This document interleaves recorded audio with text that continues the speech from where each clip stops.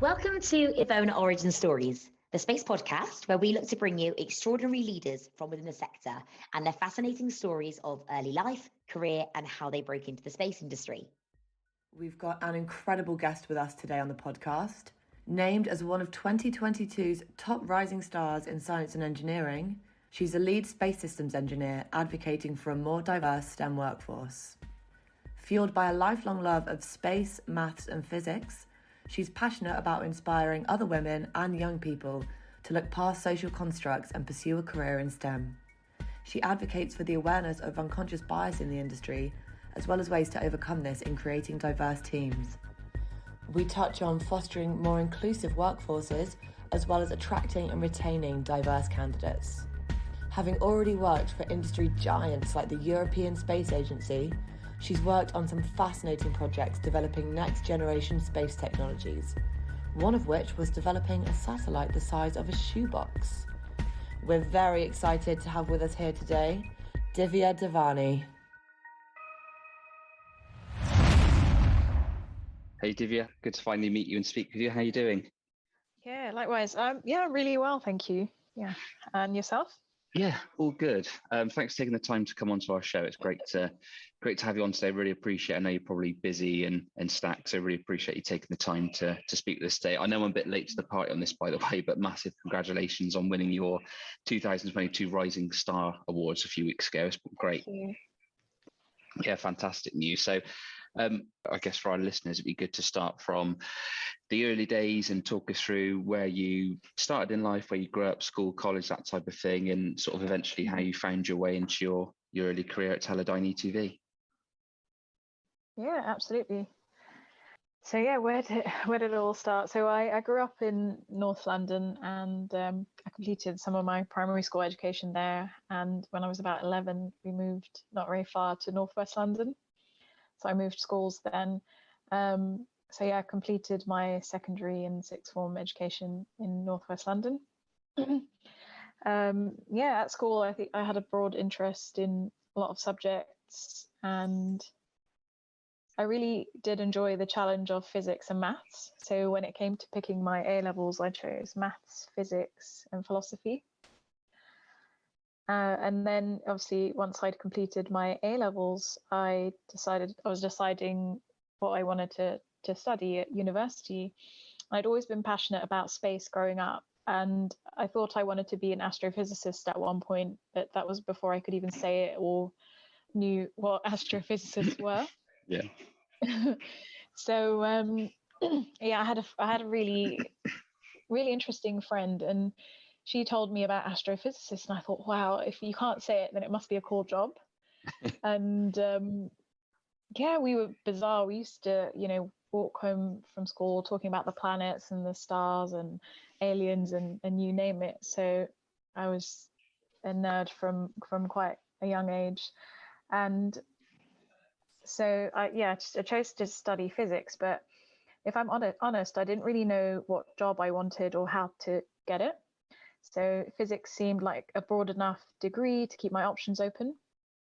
And it just so happened that during my degree, so I studied at the University of Nottingham, there was a company called E2V, who are now known as Teledyne E2V, and they came and talked to us about what they do as part of one of our applications in physics courses. So when I graduated and I started applying for jobs, most of the jobs I wanted were, for aerospace companies, and they asked for engineering degrees, so I couldn't really apply. But Teledyne E2V was specifically looking for physicists, which was great because I applied for a job and I was successful in being accepted onto their engineering graduate scheme. That was sort of how I got to Teledyne E2V and got onto their graduate scheme. Amazing. And I guess now that you've been in the space industry now for the past few years and sort of worked in various different elements throughout the space sector, what is it that, everyone I speak to has a different sort of perspective on space and what it means, what it will be, and where they sort of see it going in the future. What is it that you love most about the space sector? The thing I really love about the space sector is knowing that I'm part of this quest to explore the universe and also to learn more about the Earth. And something that's really important to me in my job or my career is knowing that I'm making a difference in the world. And so working in the space sector, I really feel like I am making a difference, in across all the different technologies. It's either helping directly on Earth or for future to explore the universe and understand a lot more about the universe.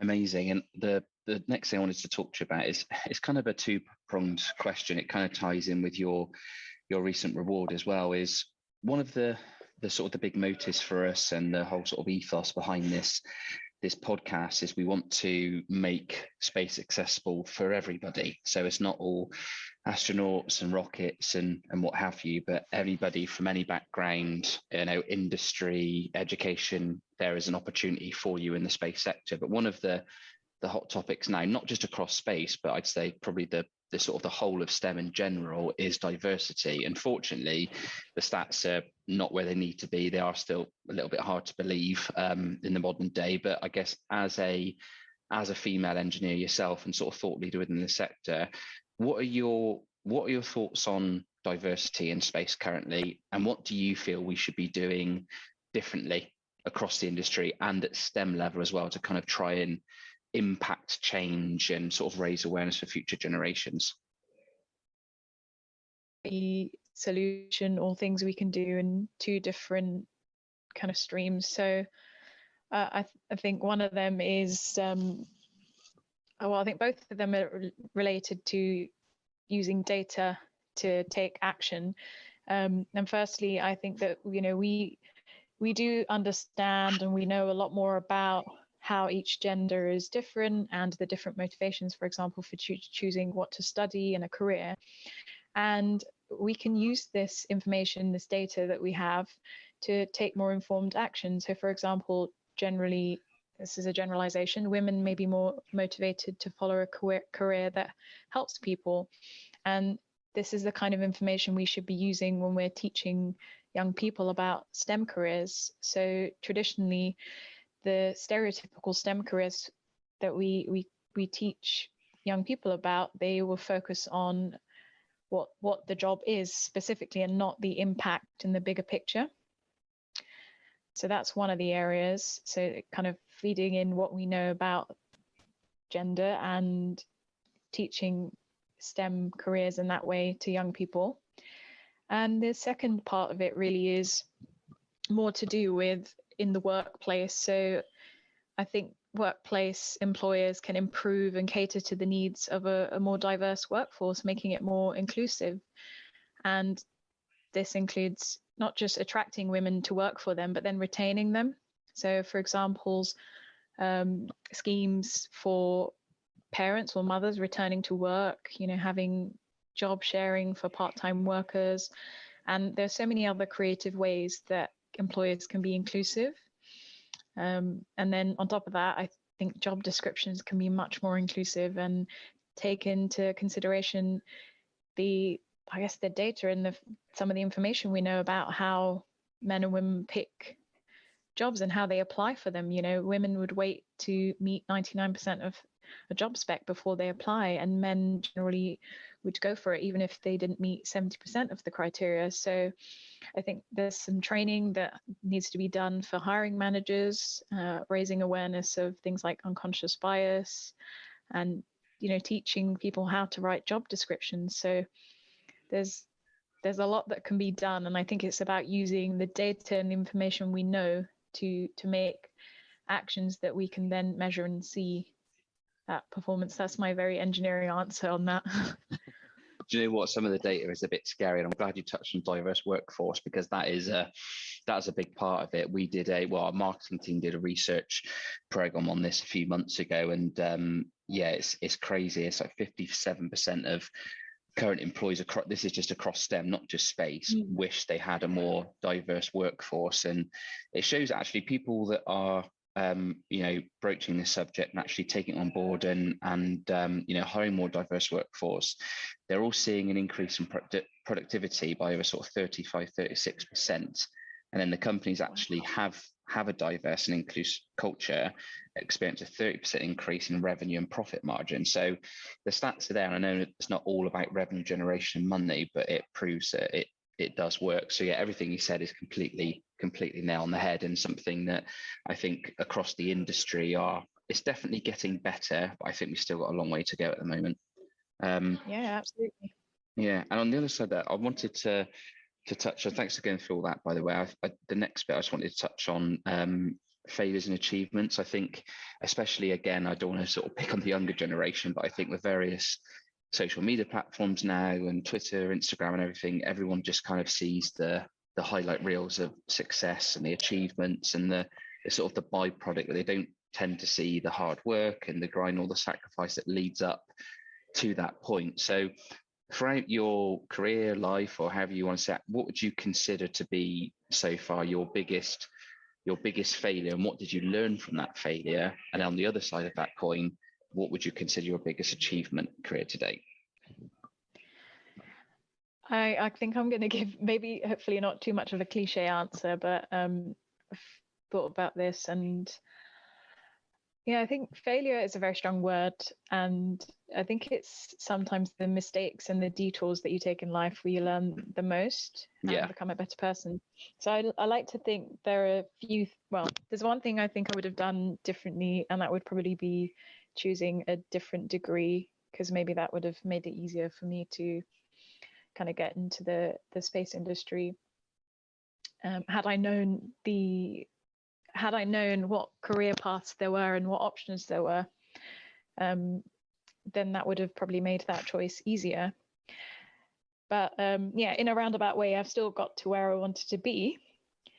But yeah, I guess this is where I go into my roundabout way, because I'm kind of going into talk about an achievement that I'm really proud of, but then I'm going to come back to maybe a bit more of a struggle that I faced. So when I first got my job at Teledyne, it wasn't the dream job I thought it would be. And yeah, as I mentioned to you, I didn't really know much about the company. I knew that they made image sensors for space. And at the time I didn't appreciate it, but looking back, it was probably the best thing that I have done in my career so far. The engineering graduate scheme I did, it rounded me as an employee. I got to experience everything from process development engineering to bid management, quality assurance. And then once I graduated, I was lucky that a job had opened in Teledyne's research and development team as a systems engineer. And I have to say that, yeah, this was a job that suited my skills, and I really enjoy it, systems engineering. And at the time, the people interviewing me for the job, they gave me a shot and they saw my potential, even though I didn't have experience in systems engineering or quantum or whatever I was going to be working on. So that really set me up in my career. And that experience I had of doing that systems engineering in that couple of years at Teledyne, it's given me so much hands-on experience. And yeah, I'm quite proud of that achievement. But I guess on the other hand, that one of the sad things is that generally unconscious bias means that, when we're hiring, men will be hired for their potential to fulfill a role and women will be hired for their experience. And this isn't the way it should be. And I think this needs to be changed. It's something that I've faced and struggled with, which is trying to prove that I'm ready for a more senior position and not being given the chance. So I think it's saying when you say to someone, I'm ready for this role, and they've either not told you directly, or they've come back and said that you need to go away and prove yourself first, and then we'll see whether we'll give you the position. So yeah, and I think in that position, my advice would be to, go somewhere where you are valued and your employer sees your value and your worth. And if you try to vocalize it, then you have to look out for yourself and find an employer that does, because it's really difficult to believe in yourself and put yourself out there. Yeah. And the least that someone should do is give you feedback on how you can get there. So yeah, that's my roundabout answer. No, I think, do you know what, there is definitely a lack of, and it will come on to us in a second, but I think there is a general lack of guidance and mentors at the moment. And this is kind of why we started this show again, is to kind of act as, like, each episode, if it can act as some type of mentorship of people actually listening to it and understanding where they can improve, or things they can learn, or resources they can use to kind of better themselves, then all the better. So no, thanks for going through that. And then the next bit, if it's okay, just kind of get to sort of current date. Could you please tell our listeners a bit about where you are at the moment? So what Qctrl do, how they fit into the space sector, and also be interesting to see as well, just where do you see, because I'm seeing more and more of quantum technology now coming into the space sector. How do you see quantum technology developing its sort of space applications over the next sort of 5 to 10 years? Yeah, absolutely. So Qctrl, they're a growing startup. They're both based in Australia and the US. They specialize in two main areas. One of them is quantum computing, which probably a lot more people know about, and then quantum sensing, which is the area that I work in. And tell me if this is too technical, but I thought I'd just kind of give a little bit of an insight into what quantum sensing means and break that down a bit. So quantum utilizes the fundamental nature of particles to get useful information. So just to give you an example, at room temperature, your atoms have kinetic energy, and when you slow them down using lasers until they're very still, we can use them as sensitive test masses and then observe forces that they feel. So that is called cold atom or laser cooling technology, and quantum sensors use cold atom technology. And one of the applications is gravity sensing from space. And this can tell us really useful information about the Earth and allow us to observe the climate and monitor the sea levels rising. So yeah, that was my in a nutshell on that. And I think in the next 5 to 10 years, quantum sensors could be used commercially in space to tell us a lot more about the Earth. So we already have gravity sensors in space, but this would be the next generation of them, providing improvement in sensitivity, so getting more information, better information, and more continuous data gathering. There are already some quantum systems in space. So, for example, there's the Cold Atom Lab on the International Space Station, but this is more of a science experiment, if you like, and it's human operated. So I think the next challenge is to demonstrate autonomy, improve the use of these systems in the space environment. Perfect.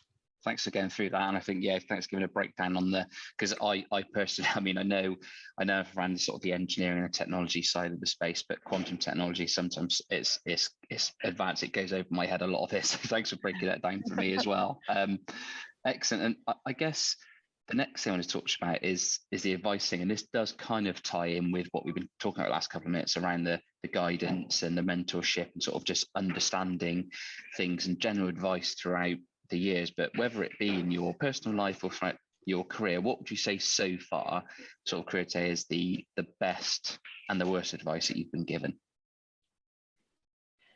That's a really good question. I think the best advice is something I heard recently, and it was, I think it is advice, but it's that even if you're in a difficult situation or an experience or a job, that there's always something amazing or better that will come from that experience. So there's always a silver lining. So for example, if you're on a job that you don't quite enjoy, you might end up learning about or being introduced to another company that you didn't know of. So it's about looking for the opportunities and realizing that you don't have to settle. And I guess the worst advice it's related to this, but it's when you're in a situation or a job that you are not you're not enjoying or doesn't feel quite right. And some people might say to you to persevere and just stick with it blindly. And I think I've always lived by the attitude that you have control of your career and you don't have to, tolerate or put up with anything that you don't feel is benefiting you. So yeah, I guess I don't agree with just staying in a job because you've only been there for 2 months, or staying in a job because you need to keep your CV looking flawless without any gaps. And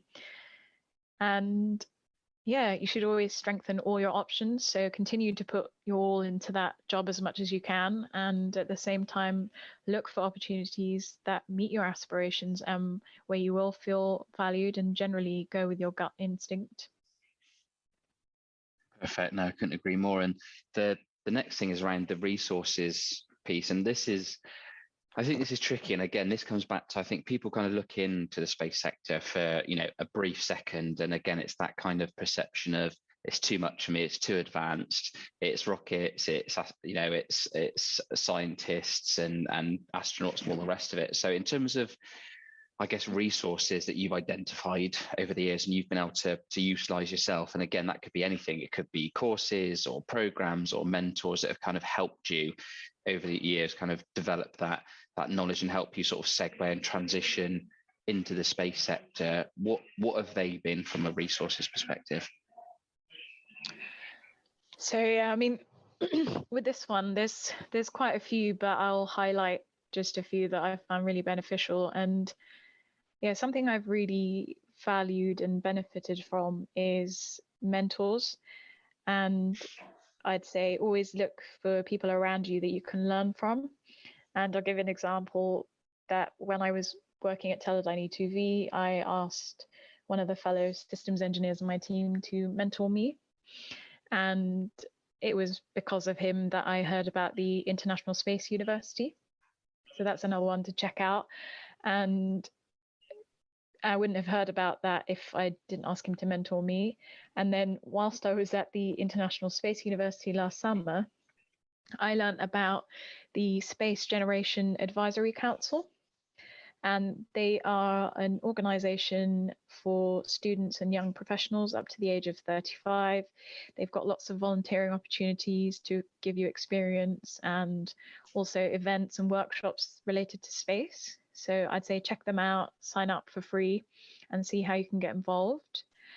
And yeah, I mean, another platform which has supported me to raise my profile, which is not specifically space related, is We Are the City. And they support women across many professions, not just women, men also. And it's also a great place to find out more about different professions across other industries, and maybe to even find a mentor. And I know you mentioned, people who generally you might want to be involved in the space industry, but you might not want a technical role. And there's a great site called weworkinspace.com. And it's one of my friends from the International Space University. He started it to put together a list of non-technical space jobs. So that's also out there. There's lots out there, but I'll stop at that.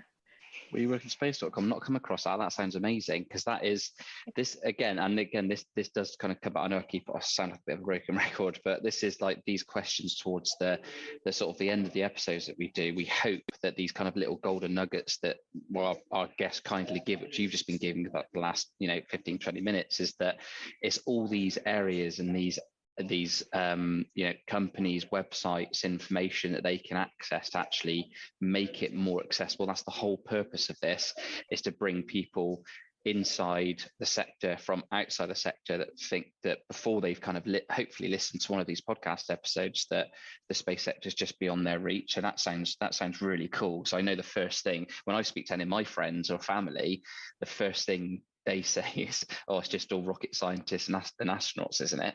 And it's actually understanding and educating people that there is a job literally for anybody in space. Yeah, absolutely. Yes, that sounds amazing. Thank you. Well, look, thanks ever so much for going through that. I guess the final question we've got to close out the show with. First of all, I just want to just again thank you for taking the time to come onto our show today. It's been amazing speaking with you. Again, is what advice? I think the last few questions have been really good around advice, but for those people that we've literally just been talking about that are outside of the space sector looking in, what advice would you give to those people looking to enter into the space industry in 2022 and beyond? I would say that, look out for opportunities and, sign up to them. So go and join the Space Generation Advisory Council, or if you're under 35, look for opportunities to volunteer and events that you can attend. There's the International Astronautical Congress in September in Paris. So that would be great for networking, knowledge sharing. Say, reach out to someone for a mentor, ask around, because that's a huge benefit.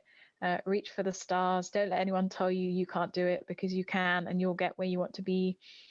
Challenge the status quo and ask for opportunities. You'll be surprised what people will agree to. Like when our CTO at Teledyne agreed to let me present at the UK Space Conference and represent a company. So, ask, and you'll be surprised what you'll be able to do.